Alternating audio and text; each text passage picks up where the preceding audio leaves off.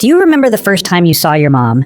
Do you remember the first time you were carried out of the hospital, your first meal, your first toy, or the moment you stood up on your tiny little legs all by yourself? No, right? Weird. Because those were all first moments in your own life. Your parents remember them. Your grandparents remember them. But you, the main character, are just completely blank. Most people think the answer is very simple. Your brain just wasn't ready yet. You were too little. But that is not completely true. And the real answer is much stranger than you might think. A newborn baby's brain can learn. It can recognize sounds. It quietly recorded more than you realize.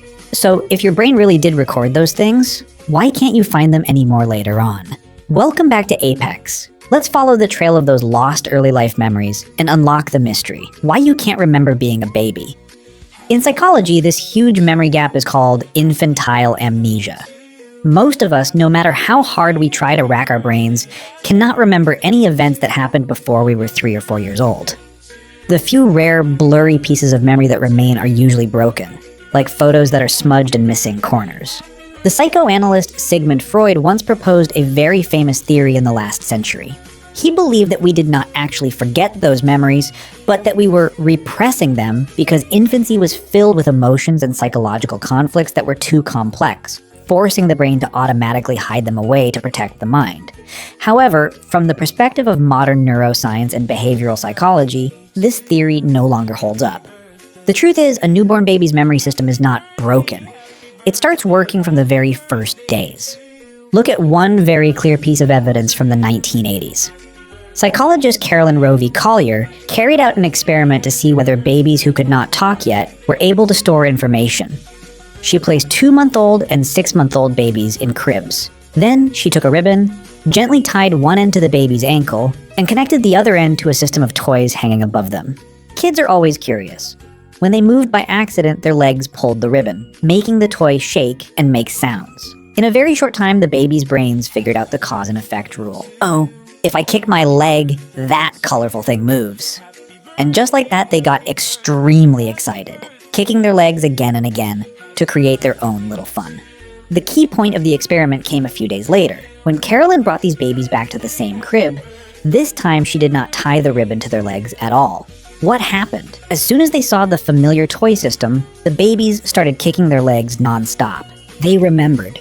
Even a 2-month-old baby can remember an event and keep it in mind for several days. For 6-month-old babies, they can remember that rule for several weeks. Your brain, when you were a newborn, was fully able to learn, store information, and retrieve it again. It was a little machine working incredibly hard. So if the ability to remember existed that early, where did those memories go as we grew up? To get the answer, we have to go deep into the hardware inside your head. Imagine your brain as a computer system. When you experience something, for example, you take a walk in the rain, or you see a dog, that information is sent to a part deep inside the brain called the hippocampus. You can think of the hippocampus as the computer's save button, or its RAM. It is responsible for receiving new data and holding on to it in the short term. In newborn babies, this save button is already fairly well developed from birth. That is why babies can remember that kicking their legs makes the toy shake. But if you want data to stay on a computer for 10 years, 20 years, you cannot just leave it sitting on the desktop. You need to move it into the hard drive, give it a name, and create a clear folder. What is this file about? Where did it happen? And when did it happen?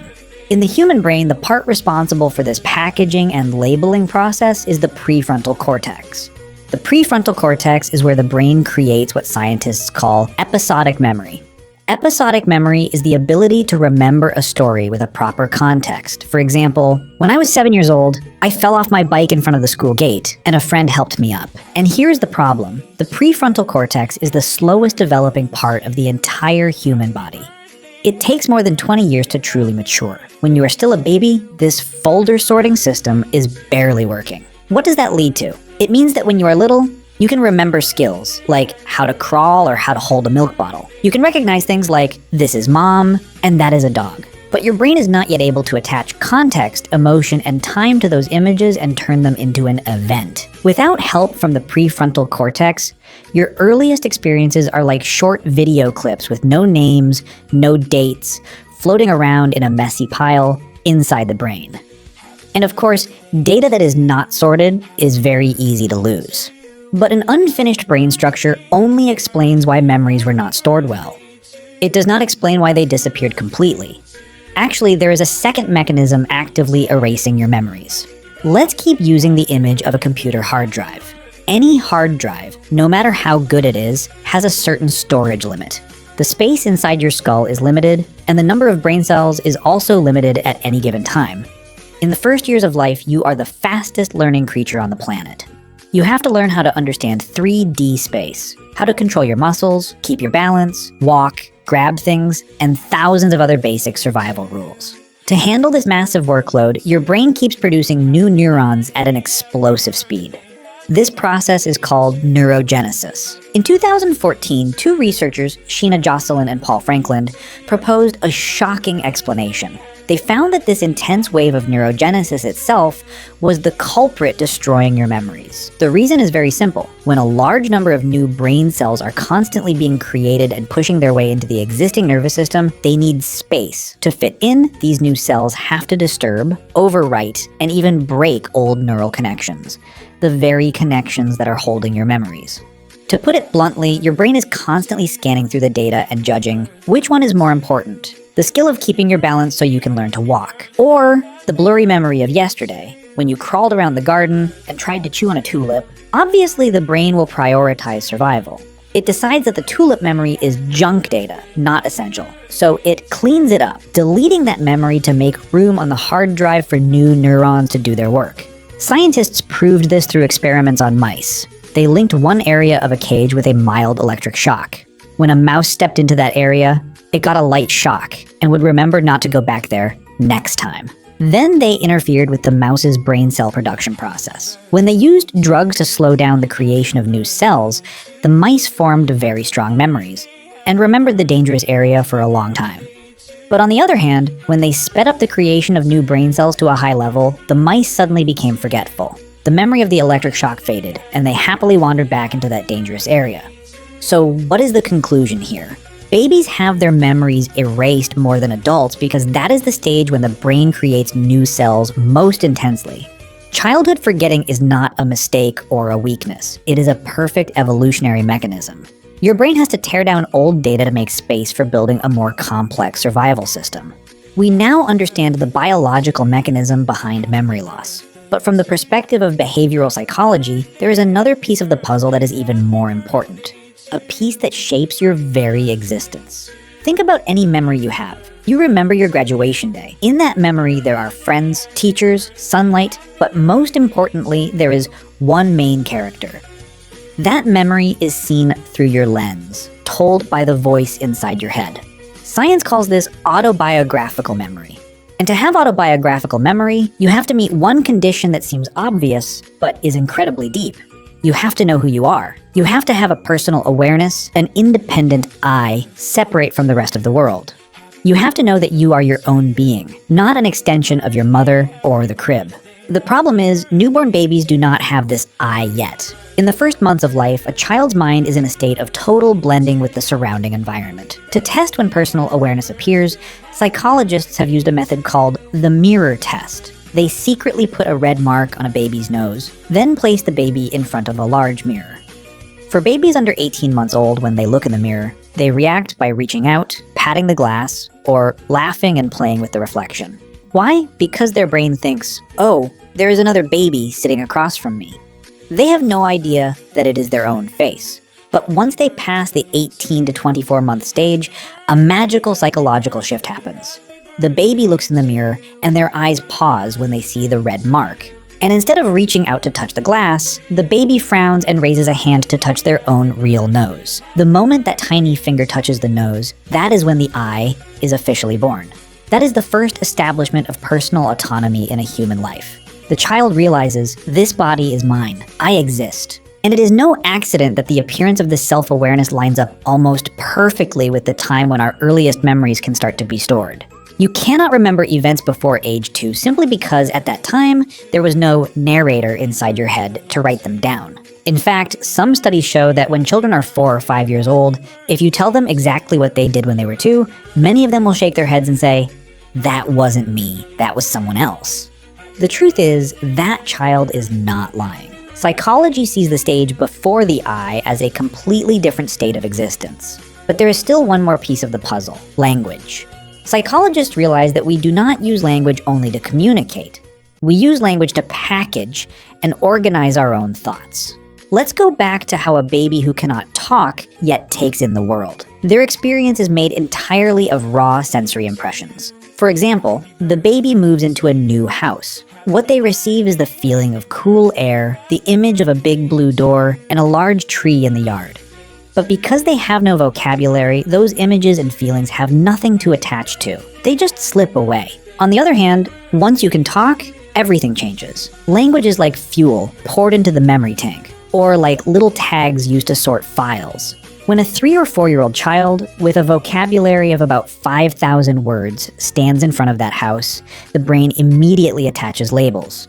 New house, blue door, big tree. By turning images into words, the brain organizes and stores information many times more effectively. But the role of language does not stop at labeling.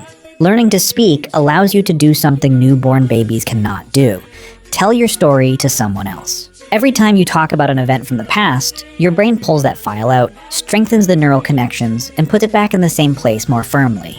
Think about your grandfather telling the same story from his army days over and over again. He has told it hundreds of times over the years.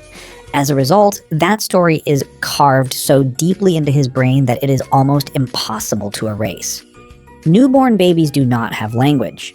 They cannot say, "Mom, yesterday I saw a really big dog." Because they cannot say it out loud, because they cannot retell it, their experiences never get reinforced. They slowly sink into silence and fade over time. The close connection between language, storytelling, and memory leads us to one final, extremely interesting discovery. The age of your earliest memory is actually shaped by the culture and society you were born into. Dr. Chi Wang from Cornell University conducted research on different cultural groups and found a clear difference. In Western cultures, such as the United States and Europe, individuality is highly valued. Parents there often talk to their children in a way that brings out personal experiences. How did you feel about today's trip? What made you the happiest? They guide children from a very early age in building their own stories.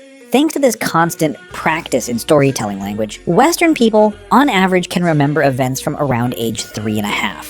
In the Maori community of New Zealand, where cultural tradition places great importance on oral history, storytelling, and remembering one's origins, the result is even more amazing. Children who grow up in an environment where they are constantly surrounded by oral stories can push their first memories back to around age 2.5. On the other hand, in many East Asian cultures, where society often values collectivism and harmony, family conversations tend to focus less on the feelings or personal stories of each individual child. As a result, the brain does not get enough language fuel or enough habit of strengthening events. In these cultures, people's earliest memories often appear later, usually close to age 4 or even after that, before they start becoming clear. That means the moment the movie of your life starts recording depends largely on how the people around you talked to you. So in short, why can't we remember being babies? Now you have the most complete answer. It is not just one single cause. It is a perfect event, where many mechanisms happen at the same time. You have temporary memory, but no folder sorting system yet. Your hard drive is constantly being overwritten by a flood of newly born brain cells, so survival skills can take priority. You do not have the vocabulary to package information. And most importantly, you, as an independent self, have not truly been born yet. All the meaningless, non-essential things we experienced when we were tiny newborns became the first things thrown into the mind's trash bin. It sounds sad that we forever lose the first chapter of our lives. But from the perspective of evolutionary psychology, it was a great sacrifice. That baby's brain was working at full power. It accepted forgetting the tulip in the garden, forgetting the color of the blanket, forgetting the first image of the world, so it could pour all its resources into building a solid I. It took itself apart, erased old memory clips one by one, and made room for awareness, language, and self-control. You cannot remember being a baby because that baby did its job perfectly. Its job was to disappear, to make room for the person you are today. If these perspectives gave you a new understanding of yourself, do not forget to hit like and subscribe so you can join Apex as we continue decoding the hidden, deeper layers of the human mind. And now, Try digging through the memory fragments you still have left. What is the earliest memory you can truly touch? Have you ever wondered whether it is a real memory or just a story someone told you? Share your experience in the comments below. Thank you for joining Apex. Goodbye, and see you again on the next journey of discovery.